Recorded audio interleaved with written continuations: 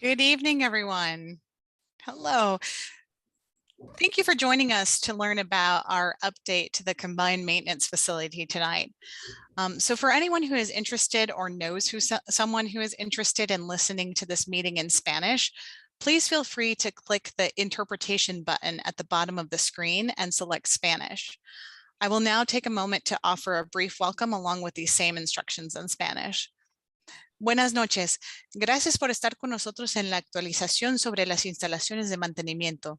Si usted está participando en español, es posible que actualmente ya está escuchando la interpretación en vivo.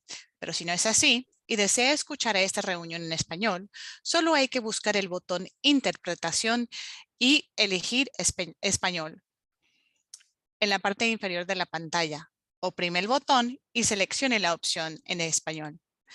Más adelante en el programa tendremos la oportunidad de aportar comentarios en vivo. Si desea participar en español, los intérpretes estarán para apoyarle. Quedamos a la orden.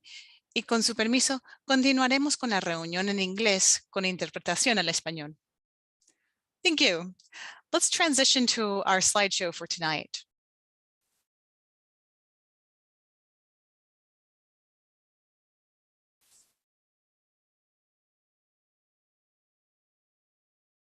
So again, welcome.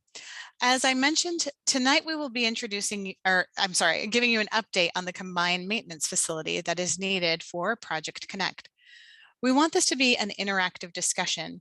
So if you are joining us on Zoom webinar or on social media, please feel free to type your questions in the Q&A box on Zoom or in the comments section on our social media feeds. We have a large team of folks who are working hard behind the scenes to send written answers to you or discuss your questions live.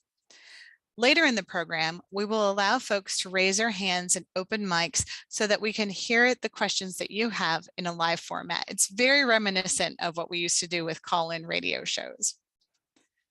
Slide, please. This is a community meeting. Our goal for our project team is to understand what is important to you and your community. We want you to provide insight on community interest areas and share with us any potential concerns. So please allow me a moment to emphasize the following. Our outreach and our engagement with the community has been intentionally inclusive. We want to hear from all voices in our community. If you spot a person, maybe a friend or a neighbor you encourage to participate for the first time tonight, please encourage new voices to be heard in this space. This is a safe space where every idea deserves to be considered and every question deserves to be answered. That said, we will try to get to all of your questions answered tonight. And if we can't, know that we will use the issues that you have raised to inform topics for our future meetings. As far as the agenda is concerned, tonight we will begin with a brief overview of Project Connect, and then we will walk through what a combined maintenance facility, or CMF, is and why we need one, the evaluation process that was used to determine the location. We will then talk about the proposed site, have time for a Q&A session, and we'll close by talking about the next steps and upcoming meetings.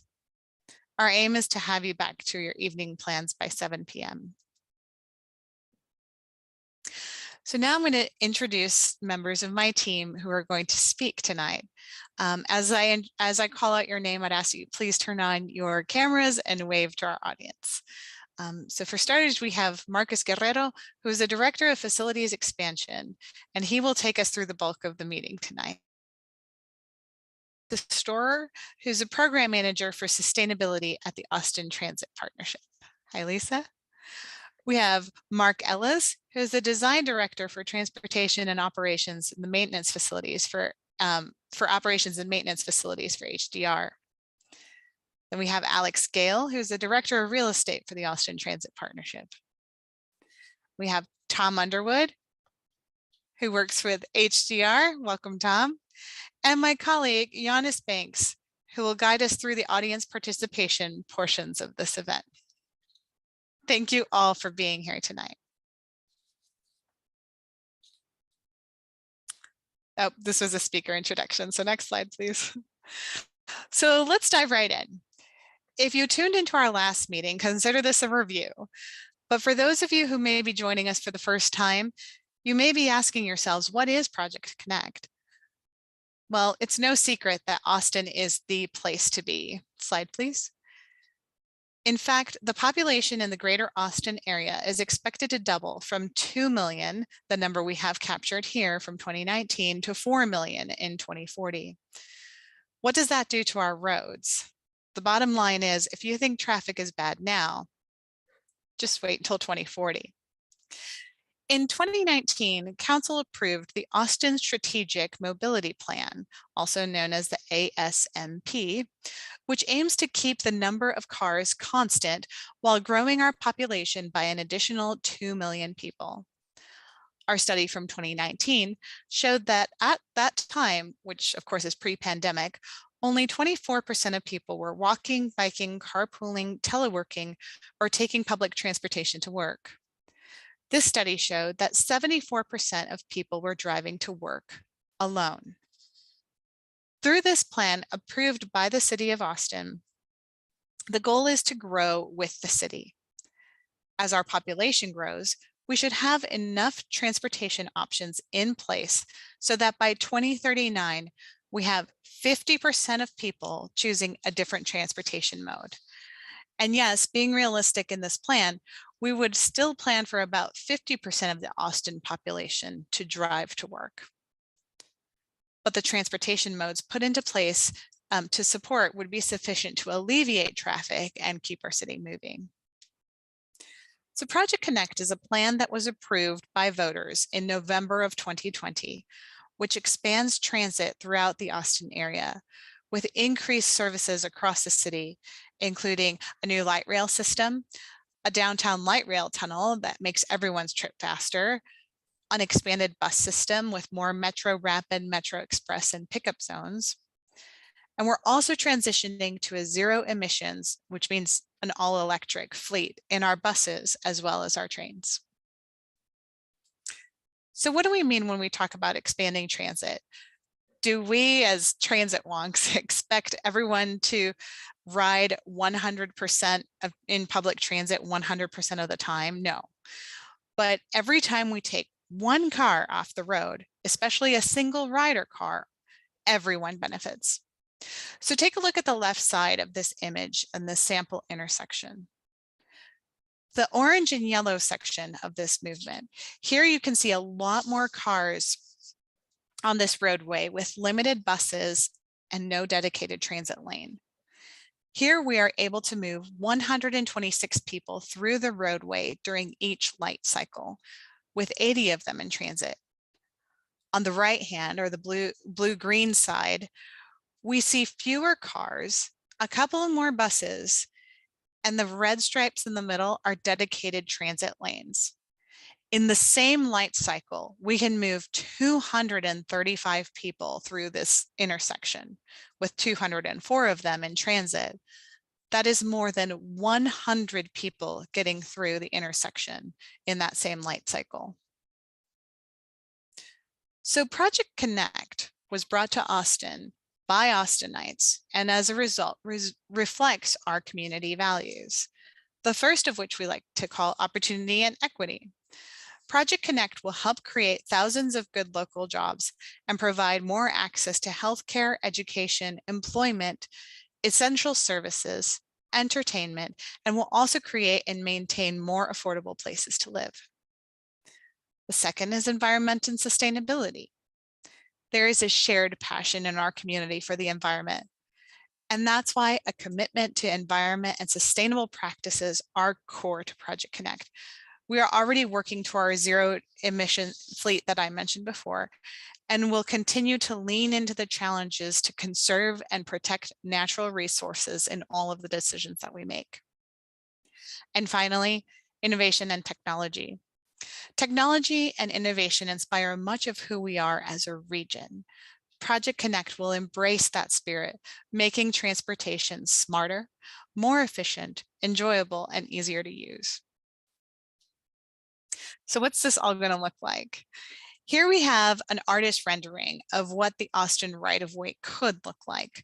So from left to right, we have room for pedestrians, bicycles, a row of trees and benches, which is known as a tree and furniture zone, cars, the dedicated rail transit way for the new light rail trains, which again, on the blue line, they're going to run east and west from the airport to downtown.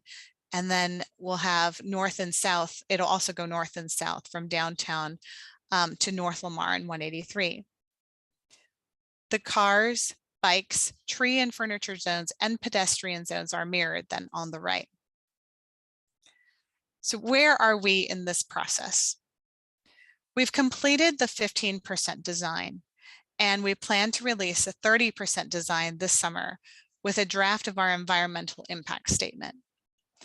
By winter of 2022 to 23, we hope to have a record of decision issued by the Federal Transit Administration, or the FTA, so that we can continue to design and build. Now, what's it going to cost? Slide, please. So recently, you may have heard in the news that our overall cost for this program has increased. I'm glad you're tuning in because this slide will give you some context to that. Our original cost estimate, which was generated in 2018-2019, were based on only 5% of the design, and we did a cost comparison of data available from similar transit systems. In 2022, it's no secret that costs have increased significantly, in some cases up to 70 and 80%, due to three key factors. One, the real estate prices in the Austin market. Two, inflation, labor shortage, and anticipated supply chain barriers. And three, the program has been changing, actually live, based on your input and technical requirements. For example, the length of our tunnel has more than doubled from 1.5 miles to 4 miles. As far as next steps go, we will phase the project in order to work with the funding that we have available. The cost estimates at 30% design will be released this summer. And to be perfectly frank, we could expect additional cost increases. And this is where you come in. Community input will be essential to help us define that phasing and our next steps. One point we want to drive home: the tax increment rate will not be increased to cover our ongoing program costs. Now, I know this is a lot to take in all at once. So if you have questions about this, feel free to drop them into the chat, into the Q&A, or save them for our live Q&A at the end. If you think of something else and you're watching this as a recording, always feel free to reach out to us as far as how you can get involved and what this means. So on that note, I'd like to turn things over to my colleague, Marcus Guerrero, who will walk us through the definition and the need for a combined maintenance facility in the Austin region, as well as identifying the location. So Marcus, take it away. All right, Jocelyn, thank you. So yes, Marcus Guerrero, I am the Director of Facility Expansion for Austin Transit Partnership, and we'll be leading you through this here. All right, next. So some of this is a little bit of a recap from the last May 10th public meeting, and we're just going to summarize some of those things for you. One thing we want to touch base is just the vision for the combined maintenance facility. We're not envisioning this to be a stereotypical industrial freight yard. You know, lots of folks have a vision or a mental image of a freight yard being kind of this heavy pollutant smog thing. Well, that's not what we're doing here, and that's really because of bullet point number 2. We'll have a clean all-electric fleet of vehicles, of light rail vehicles, which is quite different than a freight yard. We'll also be looking at incorporating design for well-being, which is kind of design strategies for daylight and views, connection to the outdoors. We'll be looking at sustainability features similar to LEED or Austin Energy Green Building Program. We'll be looking at high-tech and automated systems and smart systems. And obviously for low maintenance over the years, we want long-term durability and cost-effective operations.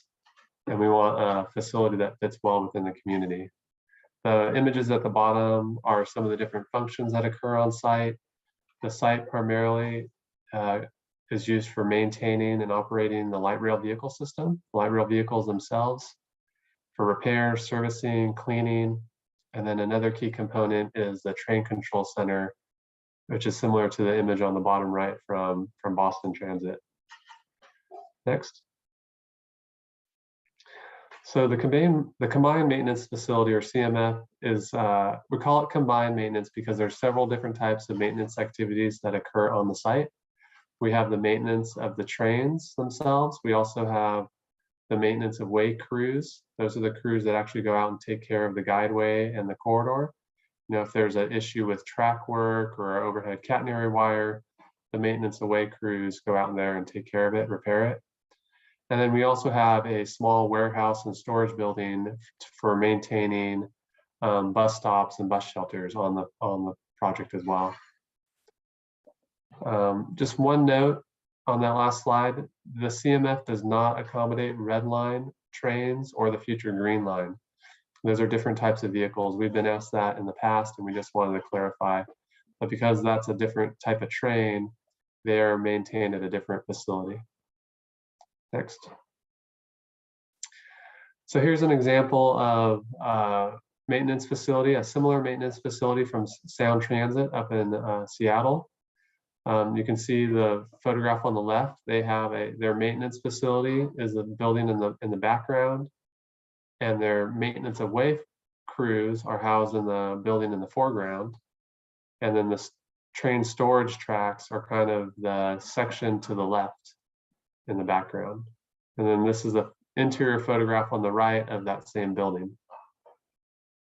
Next. So in terms of architectural design approach, we mentioned we want the building to fit well within the community. And so we'll be evaluating different facade treatments, whether it's public art or maybe just aesthetic treatments, so that it's just a well-designed facility within budget.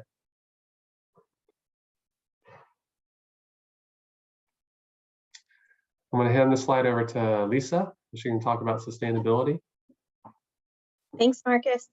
Lisa Storer, Sustainable Design Program Manager for Austin Transit Partnership. So as Jocelyn and Marcus outlined, this is going to be a campus where people are going to work every day. So we're all striving for the highest level of sustainability to provide an efficient and resilient facility that's also a healthy place to work. ATP and Cap Metro know how important it is to maintain the environmental and quality of life for the residents and businesses around the combined maintenance facility, regardless of where it's located.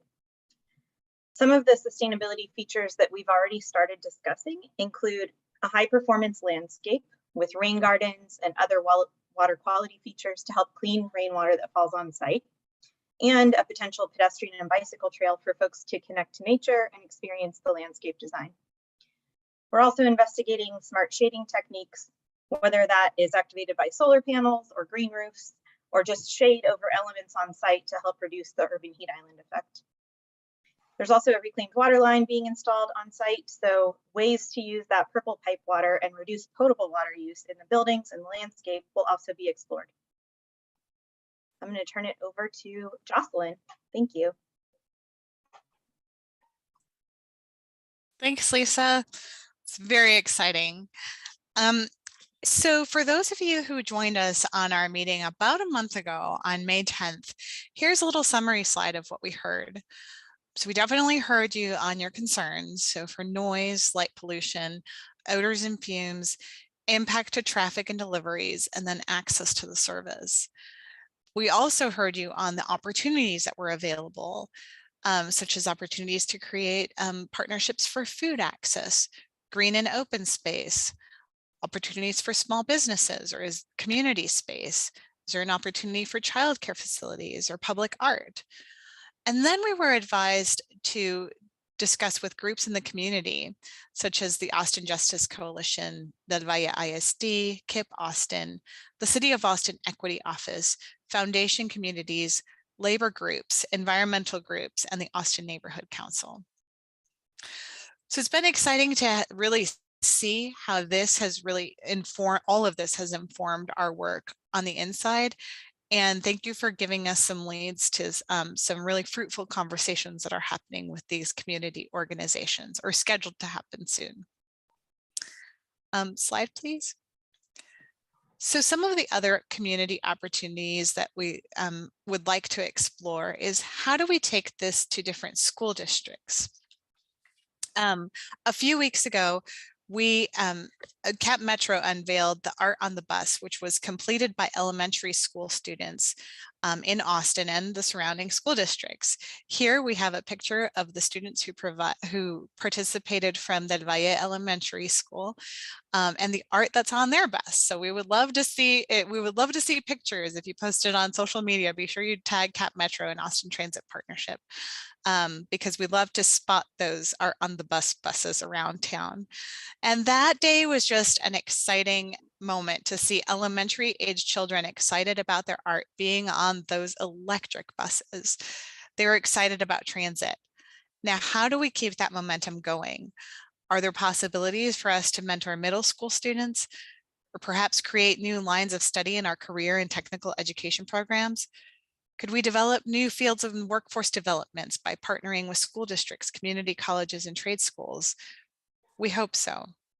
And we hope you can help us to continue to think about those future partnerships, because we are going to need to tap our local community for their expertise and every skill level that's out there, from construction to the ribbon cutting phase and beyond. We'll need people to operate our trains and buses, to service fiber optics, to operate our rail control, for food services, you name it, we need it. Slide, please. And now I'd like to turn it over to my colleague, Marcus Guerrero, to talk about the proposed site. Right. So we're going to get into the actual proposed site and also go over the location, the factors that were used in locating the proposed site.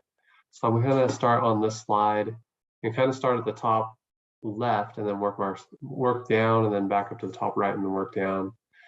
But when looking for a compatible site, when we're looking for a site to build a new CMF, compatibility is a key factor.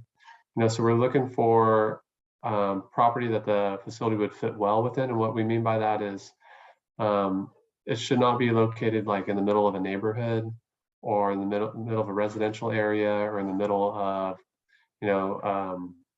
like right across the street from a school. So it would be more compatible to locate it with other industrial uses or other commercial uses. So that's a key factor. We also want to minimize impacts to properties and businesses when possible. There was mentioned earlier that Austin has a real hot real estate market at the moment. And so some properties have already been purchased by other developers or other projects. And so we're looking for sites that are, no one else is building on at the moment or designing on. When possible, we want to avoid environmental factors such as drainage features or wetlands or springs, etc. Another key item is the site has to be located along the initial investment. So what that means also is Project Connect has two phases. Phase one is called the initial investment, and phase two is the future investment. Well, phase one initial investment is all that it will be built out in the foreseeable future under Project Connect. And so the CMF site has to also correspond within the initial investment. It can't be built out at Tech Ridge, for example, or down near Slaughter Lane as another example, because those sites are not in the immediate initial investment. Those will be built in the future. That's kind of unknown at this time. Available acreage, we're looking for a site that's about 60 to 70 acres to fit everything that we need on it. And you'll see a site plan coming up here that explains that. Topography, the site needs to be mostly flat. Again, for safety reasons, we can't park trains on a hill or on a slope. The rail site needs to be, the train yard portion of it needs to be relatively flat. and lots of areas around Austin are pretty hilly or have quite a bit of terrain on them, and it wouldn't be, we don't think it fits with the character of Austin to buy a very hilly site and then bulldoze it flat. So we're looking for sites that are already kind of flat to begin with. The site needs to be close to the orange line and blue line corridors. The further away we build the site from the main line corridor, the more expensive it is and adds to the program cost. There's also additional right-of-way acquisitions, utility relocations, intersection upgrades, the further you get away from the corridor. So keeping it close to the corridor is the goal. When possible, if the site's large enough to accommodate future expansion, that's great. That's again when feasible. And then obviously site-specific cost and property acquisition is a factor. Next. So this is similar to the previous May 10th presentation, which kind of summarized that, taking all that previous criteria that I just mentioned and looking at where do sites along the orange line and blue line in Austin fit that criteria. Where can we find about 60 to 70 acres that's not next to residential, that's compatible with adjacent properties, that's along the orange line and blue line corridor, that other developers have not already have their eyes on, or other public entities are not already doing projects on. It's been pretty challenging to find sites that fit that criteria. Over the 80+ sites that we've looked at to various degrees, many of them fell off the list because they didn't fit that criteria. There was either floodplains or extensive environmental features. They were not in the limits of the initial investment. So for those reasons, just through that kind of natural progression of evaluation, kind of the sites that kind of rose to the top of the list are sites near the airport, near the end of the blue line. And you see that circled here. And this is just a representational map showing the general vicinity of properties we looked at. Next. All right, so I'm going to hand it over to Mark Ellis here, and he's going to walk you through some of the details specifically of the short list of sites near the airport off the blue line. Great, thank you, Marcus. So Mark Ellis with HDR. I'm one of the facility leads with the PMOR team, which is the Project Management Oversight Representative. That's the role HDR has with Project Connects. And my role in the project so far has been to assist in locating an appropriate site. As Marcus mentioned, that has been very challenging to find one that fits all of the criteria that a facility of this type really requires to be efficient and effective. We went through quite a few iterations of site selection efforts, and we really zoomed in on what ended up being about 9 sites. I say about because we started at 7 and then we expanded it to 2 additional sites to get to that 9. And we did that because of the discovery we had on all of the other sites through this process. One of the key things that we did as part of the site location process was test fitting these sites. So we actually put some technical experience and layout on each of the sites. And mainly that was to prove or disprove that the site could operate and function and could be laid out effectively. And as Mark has mentioned, there were lots of sites in Austin that we looked at that that didn't meet the bill because of topography, and that is can't be understated. That is a huge issue. This type of facility really does require, for the most part, a flat piece of property.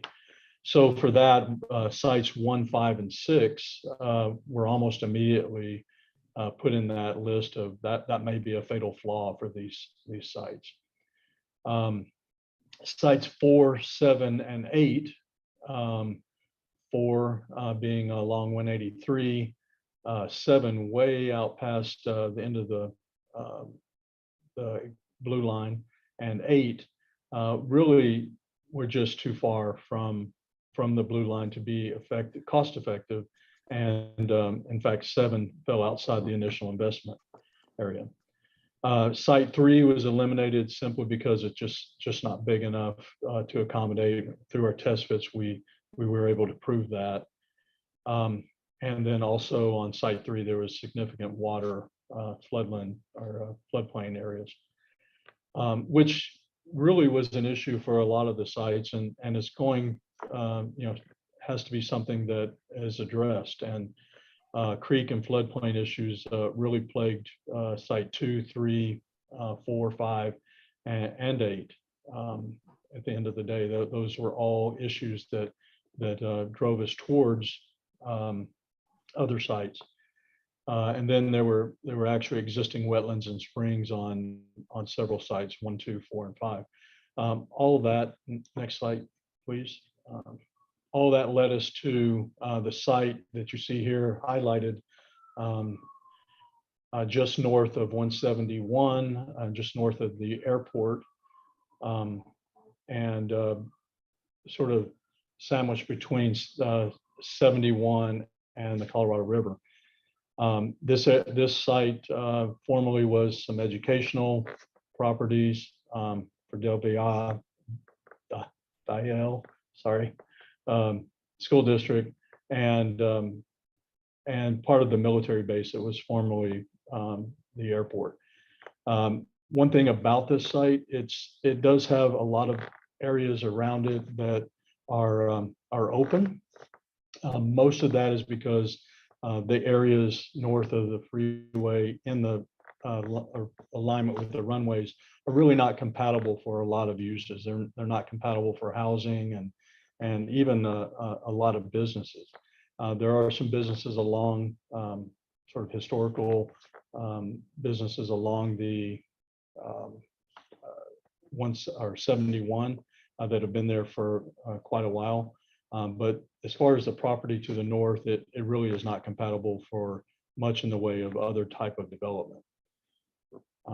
We did quite a bit of a study on what was around this site and what the uses were to lead us to that. Is this a compatible property?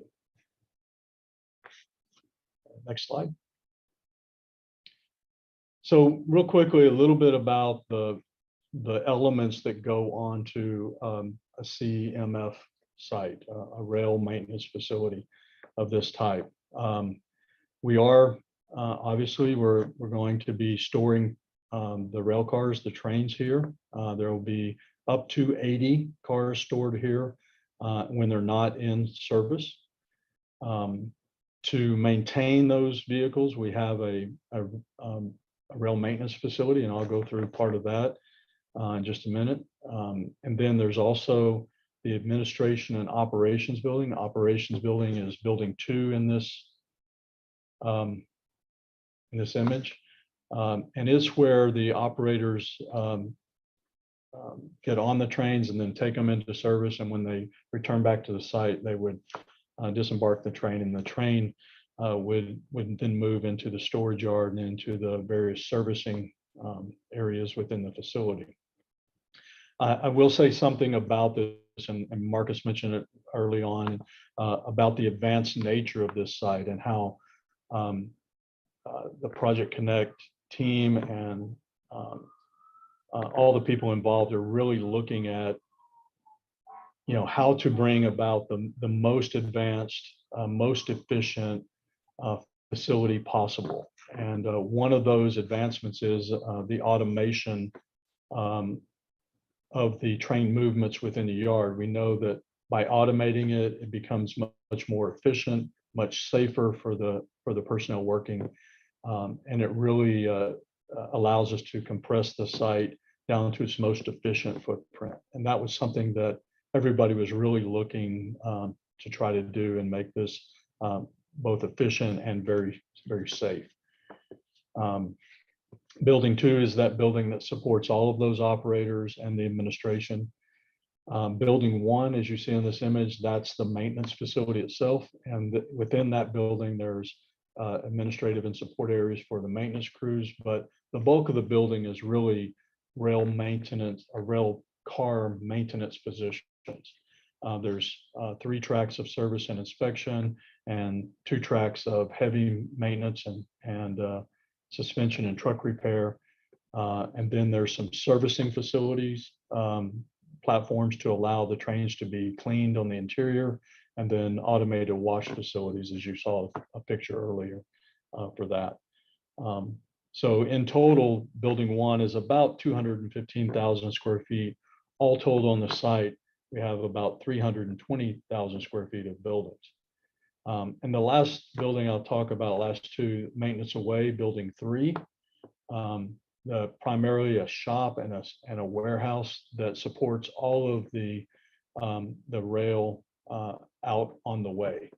So all the rail that the trains run on through the city, this facility and the crews that work there really support that effort and the maintenance of all those assets. Building 5 is that public facilities warehouse that Marcus mentioned, relatively small building, mainly serving other parts of the transit system that and their public related facilities such as stops and zones, that sort of thing. Approximately 200 people will be working at this facility between all of these buildings. And the site itself is about 82 acres, of which we're using right at 70 acres. One of the key features about this site, you'll see this dark gray area along the north edge. That is a fairly significant bluff area that drops down to the Colorado River from this site. Just as you would expect, we don't want to be near the bluff. We want to be as far away from that as we can, but and be safe about that. It's not that we're worried people are going to fall off. It's just that there's a constant moving of that bluff and erosion and other things that we want to make sure that the site is not compromised because of that. So as such, you can see all of the facilities and the rail tracks and things like that are really compressed away from those bluff edges. And then really that's it about this. We are adjacent to a fire station. We have no impact on that, and several businesses that really are presumably compatible. Next slide. These are some images of the site itself.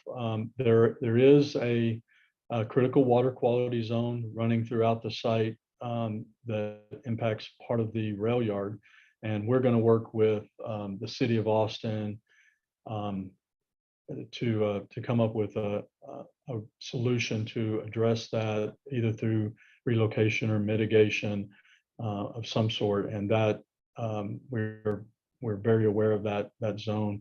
And you can see in the pictures up on the upper left, it has been abandoned for quite a while, and we feel like that could be enhanced through our efforts working with the city. There are some existing utilities out there on the site from previous use and some newer infrastructure that's being put in that would require some relocation. Again, we'll partner with the city of Austin and other entities to make sure those are addressed appropriately. There are some large heritage oaks out on the site, and we have identified the majority of those. There will be a much more in-depth identification of all the trees on the site and looking at how we can maintain those oaks. We think they're a great asset, and where appropriate, we're going to fit our facilities into that to try to save as many of these large heritage oaks as possible. And that is something that the team is very committed to. And then I mentioned the bluff. There is a part of the bluff that is already experiencing some significant erosion. We believe that to be part of the drainage solution that we would help bring to this site to help mitigate that and prevent any more erosion, because that bluff is a great asset for the city. It's a great view along the Colorado River. You can see that bluff. It's a real natural feature that we want to maintain, and it's a, we think that this erosion can be mitigated. And again, we'll partner with the city to make sure that that's addressed appropriately, and we can hopefully come up with a good solution for that. Next slide. And I'm going to turn it over to Alex, who will lead you through the real estate aspects. Thank you, Mark.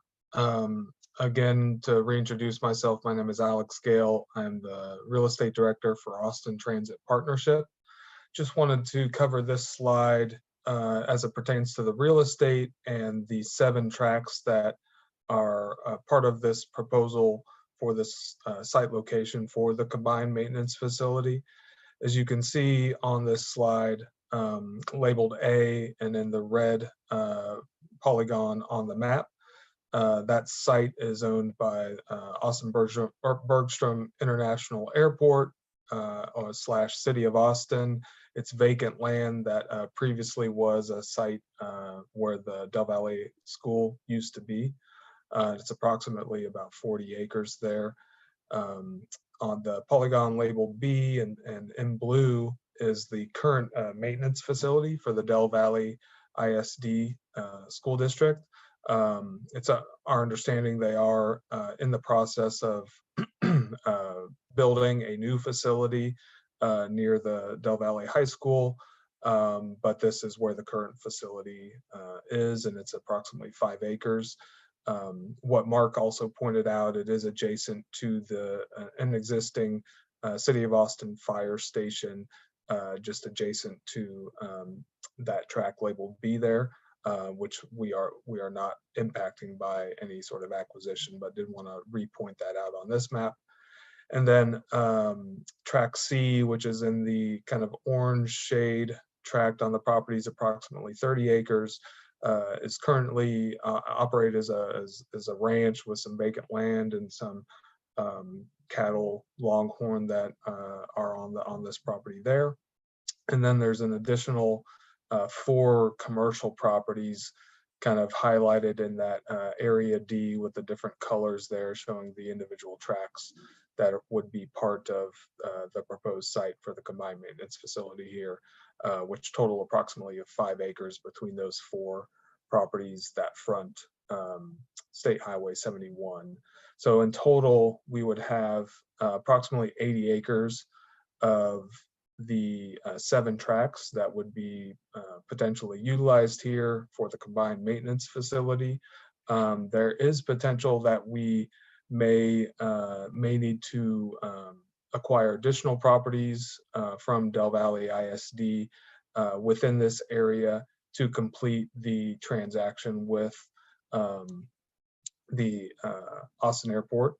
And so we have had discussions with both the airport and Del Valle ISD, and we're working still in that coordination and those discussions about that proposal. We did want to point out, some of the properties that border here are commercial properties or vacant land, the fire station again. But there are no residential properties to be acquired as part of this proposed footprint. But we did note that there are residents nearby. There's a few subdivisions about half a mile, 3/4 of a mile away, as well as an adjacent property that has a residential use, but none that would be proposed to be acquired for this combined maintenance facility. As far as any sort of real estate transactions, we would follow all local, state, and federal requirements when acquiring any property, as well as providing any sort of relocation assistance that any landowners or businesses may be eligible for as part of any sort of real estate acquisition, because we are working with the Federal Transit Administration for approval for this project. I did see somebody's hand is up, but I didn't know if we wanted to break to that or. Yeah. Well, I see it's Anik Bode of the city of Austin. So Anik, did you want to jump in here? Nope, pushed it by mistake, sorry. That happens. Got us excited. So that was Now- all I had, Jocelyn. I think I can pass it back to you. Yep. Thank you very much, Alex. So that was the big reveal, everyone. That is the proposed location for the combined maintenance facility.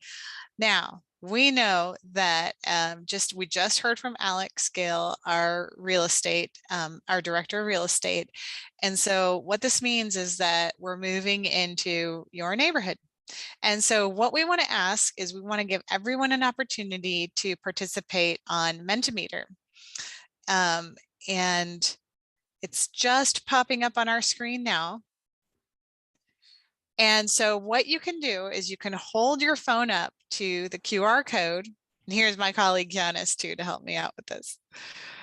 You can hold your phone up to the QR code, or you can go to menti.com and enter the code 23067902 to help us answer the question we'd like to ask you live. Yeah, this is your chance to participate. We have about 29 attendees or so here, so we'll look to see when we get close to 29, we can get this thing going. So if you're on Facebook or any of the social media sites, this is your chance to give that feedback and that input. So, menti.com 23067902. And because we can watch this part on social media and you may not have access to the live interpretation in your ear, I am going to say these instructions in Spanish because we want everyone to participate. Buenas noches, les queremos invitar a que participen ahora que saben dónde va a ser estas instalaciones de mantenimiento.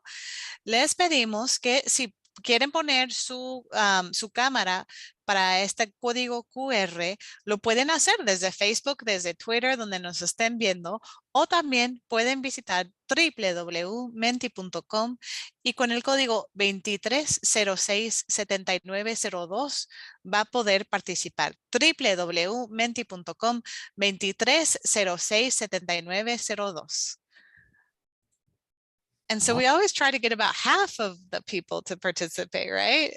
Yeah, at least half. So we're sitting at 10. If we can hit 15, I would feel really good. So we need 5 more people to join up at menti.com 23067902 is the code.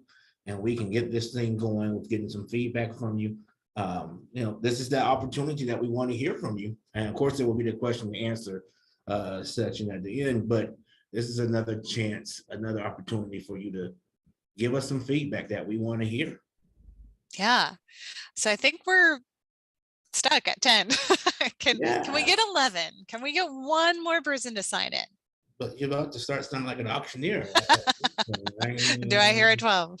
Yeah, come on, one more person. We'll get you in here and we will get Menti started. Just need one more person to join. We know you want to. You're thinking about it. You need to just go ahead and do it. It's real simple. Use the QR code or menti.com. There's 11. We're at 11. I'll take it, I guess. We can go ahead and, well, we're moving. Hey, we'll go ahead and get it started. It's not too late to join, but let's go ahead and get the Menti started. And please just join if you want to, menti.com 23067902. So the question is, how can we be a good neighbor? so we just talked about where it is that we're going. And yes, that's a very important question. We're going to be your neighbor. La pregunta que tenemos aquí es ¿cómo podemos ser un buen vecino? Ya vamos a estar en sus comunidades. Entonces, si quieren participar en español, también pueden poner sus respuestas en español. ¿Cómo quiere que nosotros seamos un buen vecino aquí? Yeah, exactly what she said. We want to hear from you and just any ways you can think of. It seems like a generic question. or something, you say, well, you should know how to be a good neighbor. But we want to make sure that there's going to be things that we think of, but there's always stuff that we may not realize. And so hearing from you who are in that area, this helps with, how we're going to be a good neighbor. And we have some nice ones here. Please respect the Longhorns. They're important. Popular and beloved attraction that appears will have to be relocated. I will tell you, my family, we park at Fast Park. We're not, I do not get any credit for saying this, but we park at Fast Park so my 3-year-old can see the Longhorns as we come and go from the Austin airport. There you go. Very important, those Longhorns. Yeah. Keep the noise down. My neighbors are always stumping. Also, Taco Tuesdays. Okay. Hey, we'll do that. Communication is key. I Yeah. see people want to create an attractive, quiet, safe facility.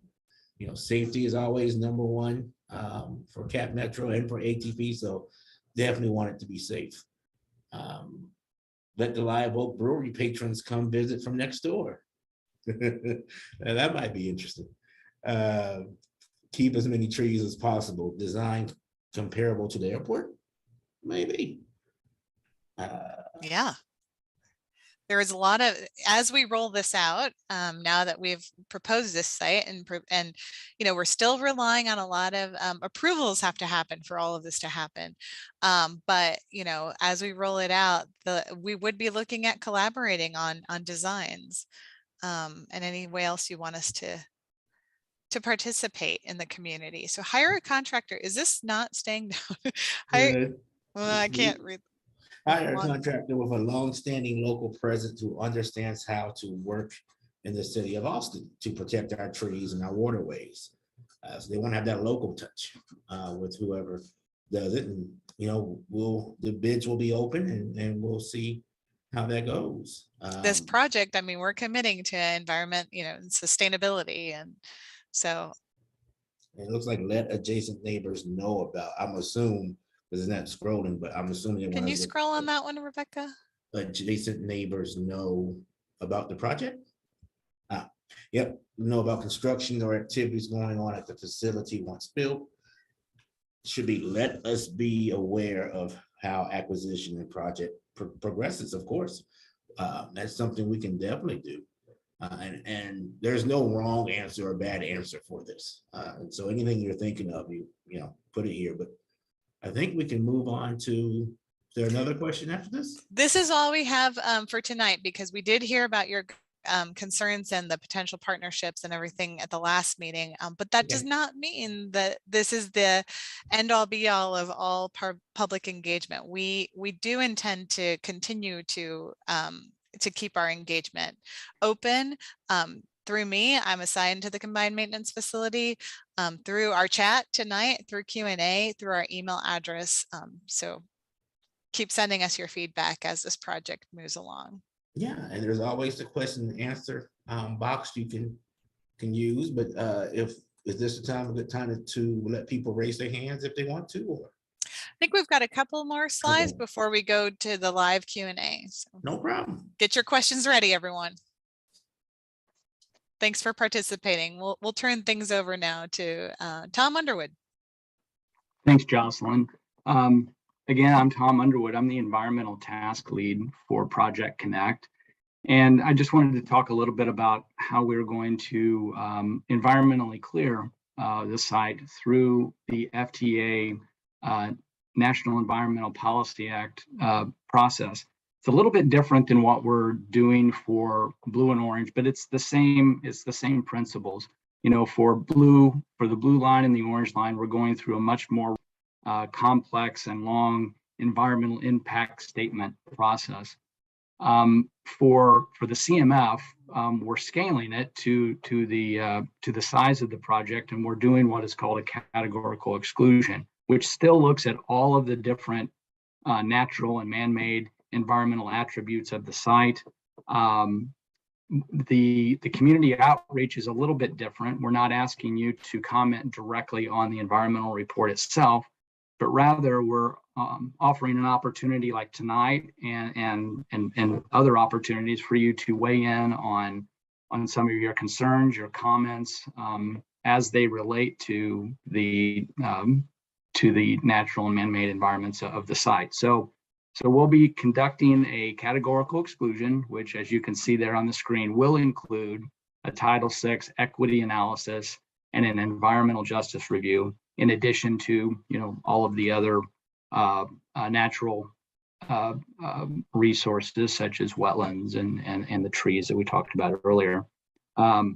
We will evaluate the impacts of the facility on those resources, and then if we determine that there are impacts, we will certainly build mitigation measures into the design of the CMF itself. So with that, Marcus, I'll turn it over to you. Maybe you can go to the timeline of when folks can expect things to happen. Yeah. Hey, Tom, real quick on that. We have someone wanting a little bit more explanation of what Title VI equity analysis means. Can you explain that? The Title VI equity analysis is part of determining the racial equity, income equity. It's very similar to environmental justice that determines, it says that any federal spending really can't disproportionately impact people of minority or low income. So Title VI and environmental justice are very similar, but they both focus around impacts to minority, low income, and make sure that the decisions that we're making for the site are not based on any of those as well. Don't know if that answered it or not. Yeah, I think so. Thank you. Sure. All right. So I wanted to wrap it up with kind of a preliminary milestone on the schedule and next steps. So the gray circles, the first three circles at the top, represent items that have already occurred. The top right circle is the second community meeting we're having on the CMF. Some of the immediate next steps is once we finalize the site, and again, the site that we've shown tonight is the proposed site. We still need to work through final approvals with our city departments and the partners that are at the city departments. So once that's all wrapped up, we expect to begin preliminary design and surveys this summer. After that, final design and permitting, we expect in 2023. Once permitting is complete, we go into construction, then the vehicles arrive for testing and commissioning, and after that, revenue service begins and the first passengers can actually ride a light rail system. So this kind of also sets up kind of the domino effect of the program, that the CMF is one of the first dominoes to fall in the program. The CMF has to be designed and built first. Otherwise, we can't receive trains. So the trains actually have to be received, assembled, tested, commissioned, and before even the first customer can actually ride the system. So that's the domino effect I'm explaining. The CMF first, then vehicles, and then also while the mainline corridors are being built out, all occurs so that revenue service can begin. The dates are currently under evaluation, and so we just want to point that out, that we'll be coming back in the near future with some more firm dates.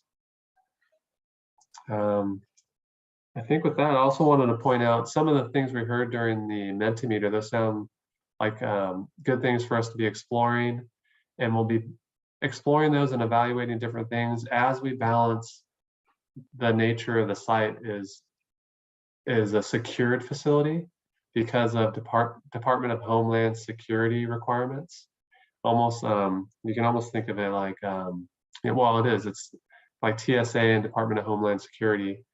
There's certain things in terms of secured site. We'll have a secured booth, or a security booth at the main gate. Only visitors that have been cleared for access will be able to come and go from the facility. It'll be controlled access, card readers. And so because of that, we have to balance that with some of the things we're hearing in the community of, you know, access to food or partnering with other entities that have access to food. And then again, this will be a 24-hour operational site. Will be employees will be here around the clock working on trains and maintaining different things on the site. So I think that's it, Jocelyn. I see your question and answer slide came up here. Yeah, so thank you all for asking excellent questions in the Q&A box on Zoom. But now would be a chance for, if you would like to turn on your microphones and ask questions live to the experts that we have in the room, we would invite you to do that, or just keep them coming in the chat. If you want to ask it live, just raise your hand and we'll get you set up so you're able to talk and you can ask away. If not, there's a few, there's some good questions that were asked earlier, and we can just start with those. And I see Amanda Blackwelder has raised her hand. Oh, okay, perfect. Okay, go ahead and unmute yourself, Amanda, and you can ask your question. I live in the Richland Estates neighborhood, directly behind P. Terry's and across the street from the cargo facility and the parking spot. Mm-hmm. And that area of 71, the portion between 183 and the cargo exit, well, actually the airport exit, is very dangerous. There are consistently major car accidents right there in front of the parking spot. I see that appears to be approximately where the blue line is going to cross or somehow intersect. How can we learn a little bit more about how that construction is going to impact that stretch of 71? Thank you. Yeah, so and Amanda, if your question is specifically just the construction of that overhead bridge, the rail bridge? Well, this is the first that I've heard that it's going to be an overhead bridge. Mm-hmm. So I'm looking for all the details. What that's going to look like in the end, when construction would start, how long it's expected to go on. As you can imagine, we just went through a massive construction project outside our neighborhood from 183 from 71 to 290. So it's a big deal for us in that neighborhood to know what's going on beforehand. Mm-hmm. And be informed how it's going to affect the traffic and the safety of the area around our neighborhood. This might be yeah, I was going to say Alvin Livingston can answer that, and then maybe we can also pull up the site plan, Alvin, and you can kind of explain it on the drawing if that's helpful. I don't quite have the site plan handy. If No. someone does. Rebecca, would you be able to pull that up, Rebecca, and then Alvin can walk us through it? Yeah, yes, so all right, so as she's pulling it up, so the first part of your question in terms of the crossing, yeah, it is an elevated crossing.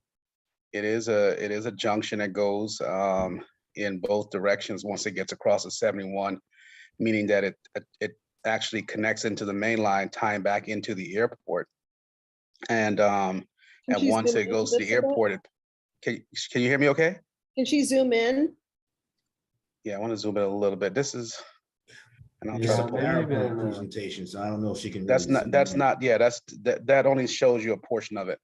You need to actually get the blue line one, and I can try to find it if we pull it up. But that's if you go one more slide or back one, yeah.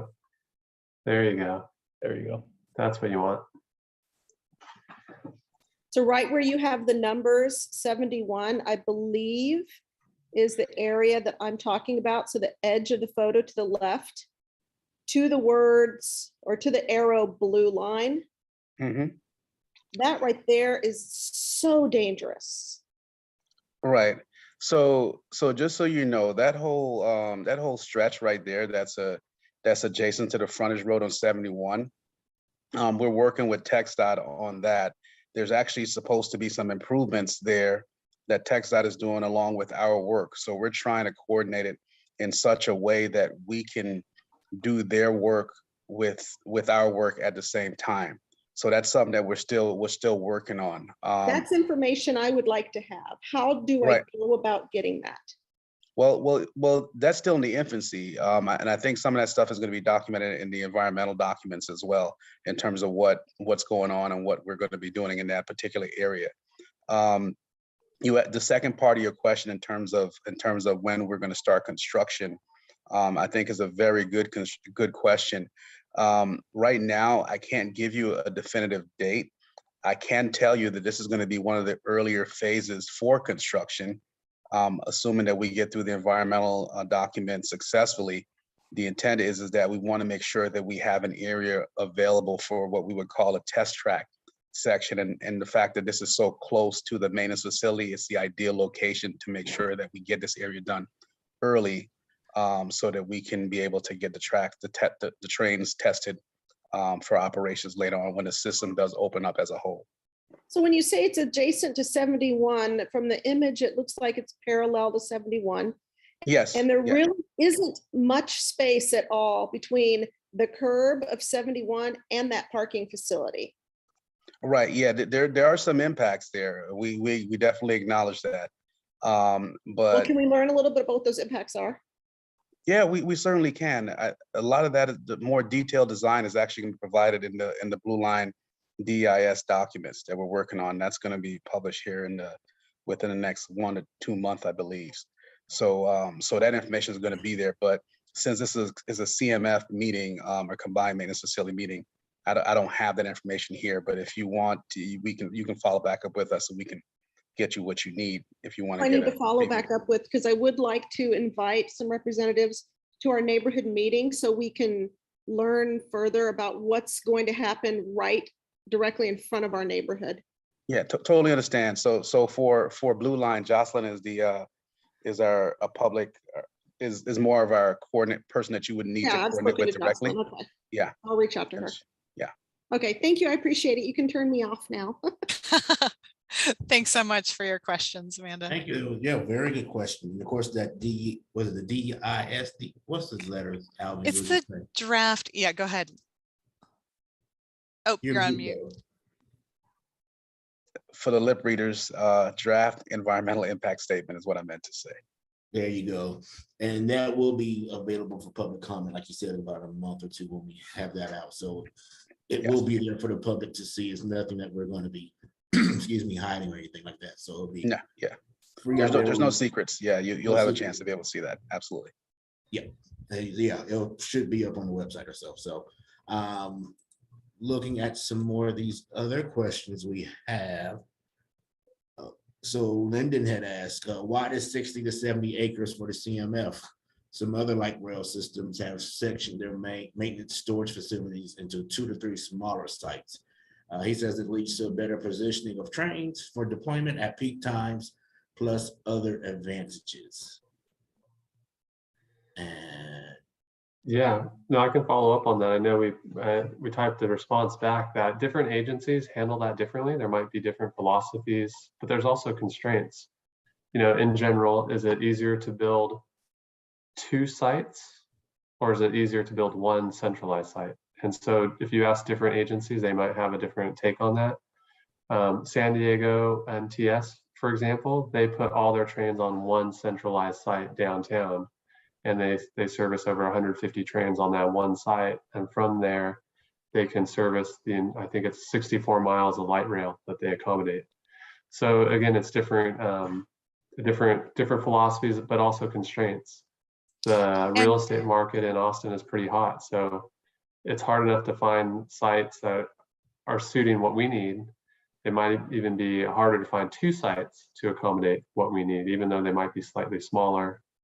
And then you also have efficiencies of operations on 1 site. You have all your staff showing up from on one site, operating things on 1 site. And so there's some efficiencies in terms of construction, and then also like utility bills and operational costs down the road. Instead of maintaining 2 sites long-term, you're only maintaining 1 site long-term. Kind of think of it like a house. You know, maintaining 1 house is hard enough, but maintaining 2 houses, you know, once you need to re-roof it or fix windows and stuff like that. So again, it's just trade-offs, and we have looked at that. And for the purposes of this program, it was decided to go with one centralized site as the most beneficial. And to be fair, you did mention that this was not going to service the red line. We already have our north ops, right? So we do have two separate sites for some of the trains. So I do think I saw Lyndon Henry's hand go up. Yep. Yep. It's, you go ahead and unmute yourself, Lyndon. Yeah, can you hear me? Yes, Loud sir. and clear. I just wanted to respond to that last comment on the benefit of the big site minus the versus the having multiple smaller sites. The main thing that concerns me is that you're putting your main maintenance site way out there, pretty much on the end of one of the lines, and there are several problems with that.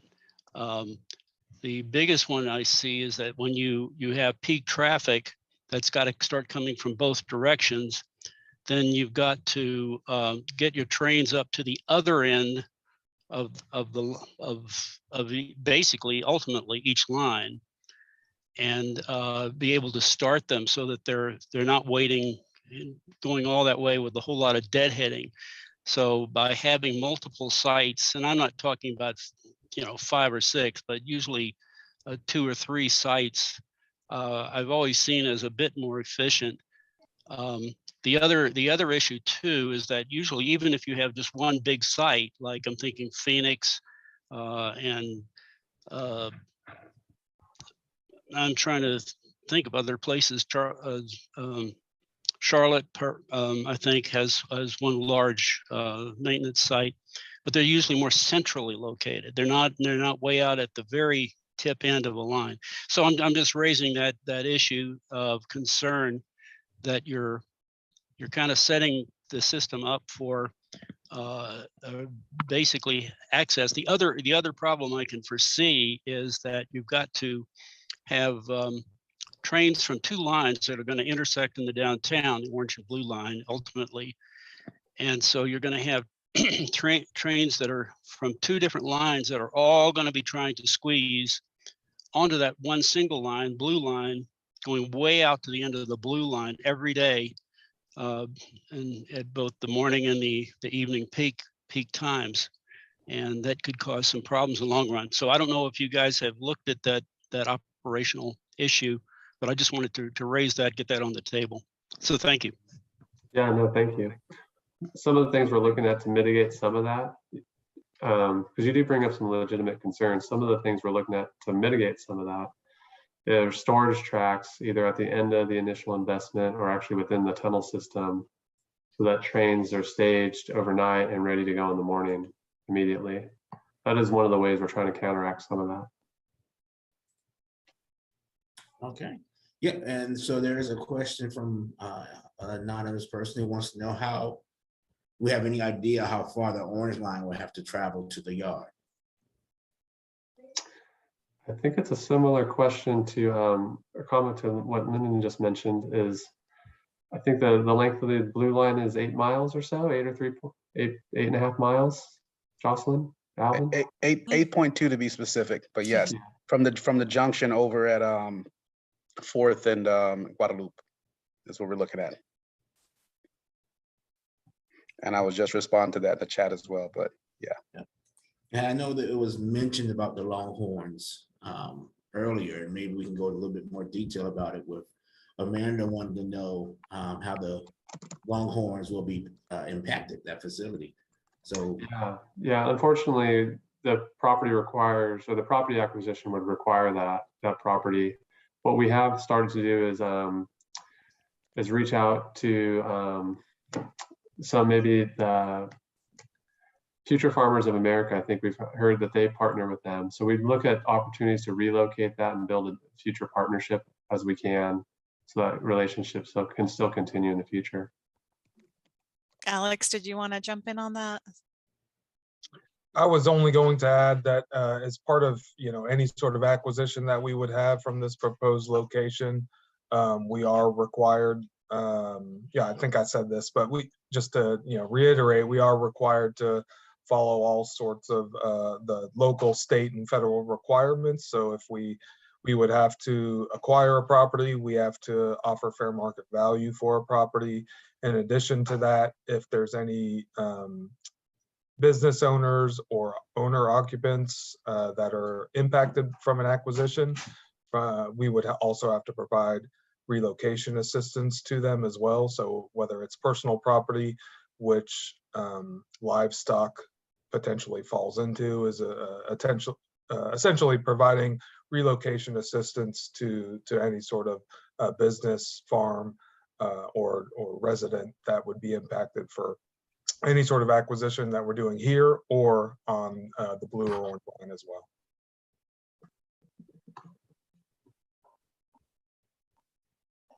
All right, and it looks like Amanda has a question. Go ahead, Amanda, you're able to unmute yourself. I'm sure she has a follow-up about this. I hit the button a little too soon before I formulated my comment. So the value or the benefit of those longhorns where they are now, or I should say that backwards, where they are now is the value and the benefit of their existence. They are an attraction. Moving them, God knows where, kind of removes an important aspect of this part of town. We don't have a whole lot going on our side of town that is enjoyable anymore, So I'm glad to see that it's fair market value and it's not some eminent domain thing, but yeah, I guess it is what it is, yeah, that's it. It's just unfortunate. Like I said, I hear you. Those longhorns are great. We do have a question in the chat asking, would the green line or red line trains run along the blue line to make it to the depot? Yeah, I can answer that. I saw that too, Jocelyn. So no, it's actually a different train system. So the red line runs from kind of the Leander down to downtown along a completely different set of railroad tracks, different corridor that doesn't interact with the blue line or this LRT depot. The red line already has a facility up north near the domain, and so it would not need to run along the blue line. On the same with the green line. Mm-hmm. And it looks like Lyndon has another question. So we'll get to Lyndon. Go ahead, Lyndon, you can unmute yourself. Yep. Okay, can you hear me? Yes. It was a follow-up question to my last one, which was about the location of the maintenance facility at the far end of the line like that, and the benefit of having at least one or more smaller facilities, and the response was that you're envisioning having some kind of storage tracks placed so that you'd eliminate the problem of having to get all the trains coming from all the way out at the airport in order to then go north and then provide service south in peak times, which is from the north, you're as you know, when you're a morning peak, it's going to be mainly southbound coming into the central part of the city.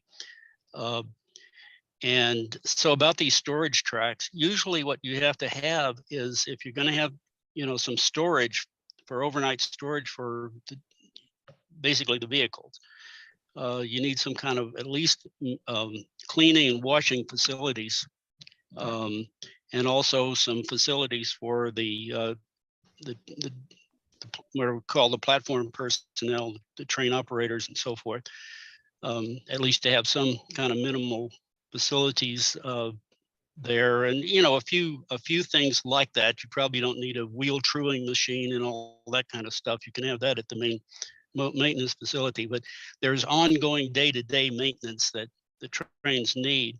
So I'm wondering if you're still factoring in that you'd have to have some space for those facilities. So that's basically my question.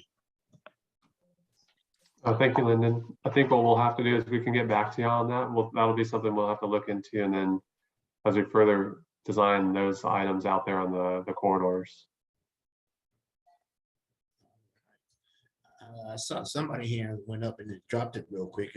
Any more questions you want to ask live? Go ahead and raise your hand.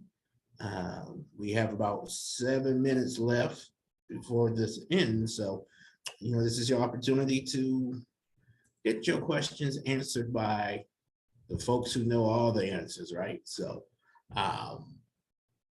yeah, this is a good time to get it done. Let's see, talked about that one. If not, we can probably end a little early. Sounds like y'all kind of answered all the questions people had, and the presentation was so good. They have no question. Oh, wait, there's a question in the box. It says trains stored along the lines are subject to vandalism. You will need to have the ability to conduct the daily inspections before the vehicles can be released for service. Well, that's, I guess, more of a comment.